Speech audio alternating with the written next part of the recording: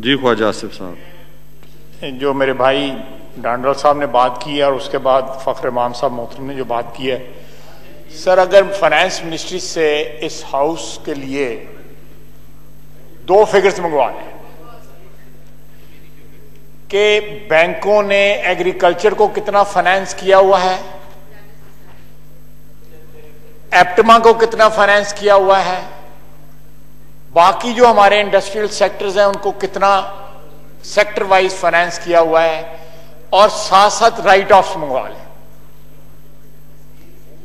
ये इस मुल्क का एग्रीकल्चर मुल्क है ना, ज़राती मुल्क है, उसमें जितना ज़रात के साथ यहां पे जुल्म हो रहा है और जितना ज़रात आपको डिविडेंड्स दे सकती है उतना उसको कंसेशंस नहीं मिल रहे। यहां पे दूसरी लॉबीज जो हैं, सबसे बड़ी लॉबी जो है एप्टमा है, वो टैक्सेस अपने टैक्स का स्ट्रक्चर अपनी मर्जी का कराती है, उसके बाद सब्सिडी लेती है, सुई गैस में सब्सिडी लेती है, बिजली में सब्सिडी लेती है, हर चीज में सब्सिडी लेती है।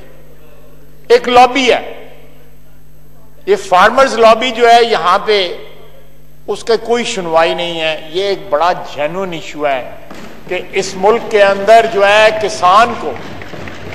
किसान को मेरे भाई डांडला ने बरखुरदार है मेरा, बड़ी सही बात की है कि जितनी कीमत पे वो गंदम बेचता है गवर्नमेंट को, अपने खाने के लिए उससे महंगी जो है वापस लेता है।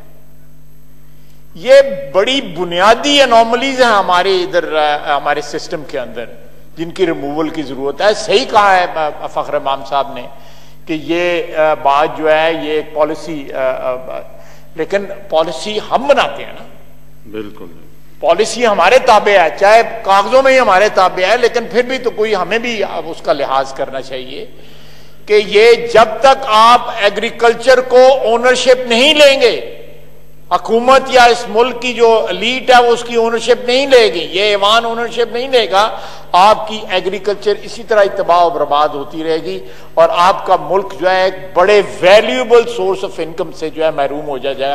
जीडीपी जो है आपकी कभी भी नहीं बढ़ेगी। बहुत बहुत शुक्रिया। बहुत शुक्रिया जी। जी जनाब मलिक मोहम्मद एहसान जी। जी फखर इमाम साहब जी। जनाब स्पीकर, मैं मशकूर हूँ ख्वाजा आसिफ साहब का कि इन्होंने वही बात की जो मेरी अगर आप पिछले मार्च की स्पीच 25 मिनट की थी ऑन कॉटन प्रोडक्शन, यही बात मैंने की थी जो आपने आज की है।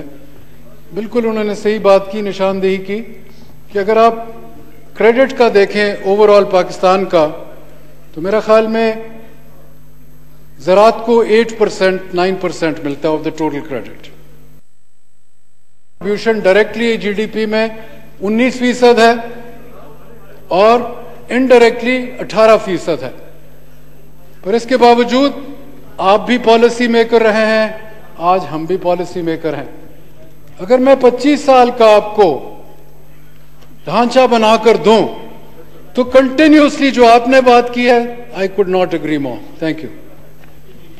बहुत शुक्रिया जी। जी जनाब।